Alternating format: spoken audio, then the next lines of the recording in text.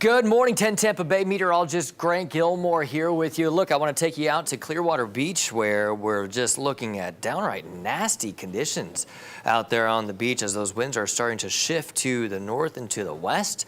And just not something you want to be out in. We're dealing with tropical storm force gusts across the entire area. We just got in the 10 o'clock advisory from the National Hurricane Center, beginning to drop some of the tropical storm warnings over southern Florida, still the entire Tampa Bay area under tropical storm warnings until Nicole finally clears out. But it doesn't look like that's going to be until maybe the second half of the afternoon until we start to see things gradually begin to improve. It won't happen like a light switch here. So let me give you a quick tour of the area. The latest advisory from the Hurricane Center has wind speeds at 50 miles per hour. The center of the storm actually right over Pasco County.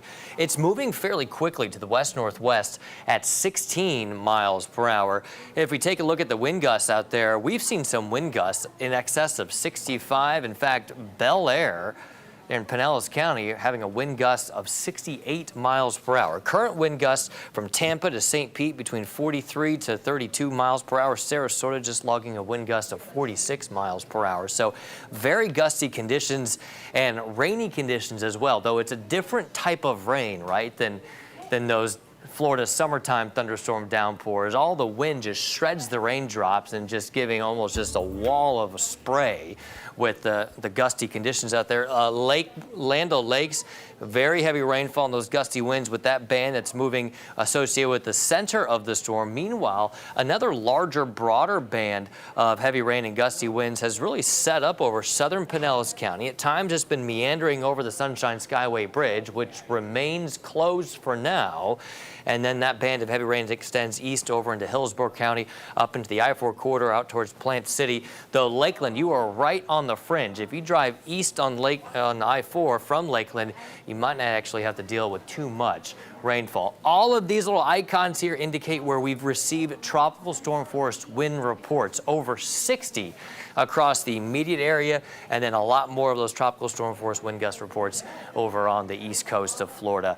So the storm currently centered over Pasco County. It's moving to the west-northwest. It looks like it's going to try to move over the Gulf of Mexico, which would mean we could start to see a little bit of a coastal surge concern, even though the center of the storm will be racing to the north into the southeast. Watch here on Futurecast. You'll see that counterclockwise flow of those winds around the center of Nicole will bring in more of a southwesterly wind that could push some water up into the bay of Tampa Bay, and then also bring some of that water up into the coast of northern Pinellas County, and then the Nature Coast as we head through this afternoon, and then again overnight tonight into another high tide cycle through early tomorrow morning. Continued rainfall out there as we go into Friday morning, though we might see some peaks of sunshine, some spotty showers and gusty conditions as well, but those winds will gradually relax. In fact, I think we start to see a little more sunshine through tomorrow afternoon. Still a scattering of cloud cover, but temperatures will be in the low to mid 80s.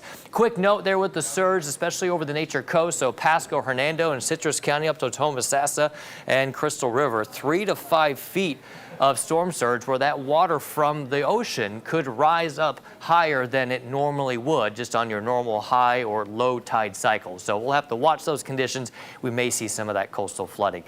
Worst of the conditions out there right now, those continue through early this afternoon, and then periods of rain, still windy tonight, maybe some showers early tomorrow morning with some gusty conditions at times, but overall gradually improving through tomorrow, and that will lead into a very nice looking weekend. High temperatures on Saturday near 82, in the 70s on Sunday with low temperatures dipping into the 60s. For now, though, just make sure you stay with us on 10tampabay.com, the free 10 Tampa Bay app, and of course right here on 10 Tampa Bay. We'll keep you posted as Nicole continues to move through the area.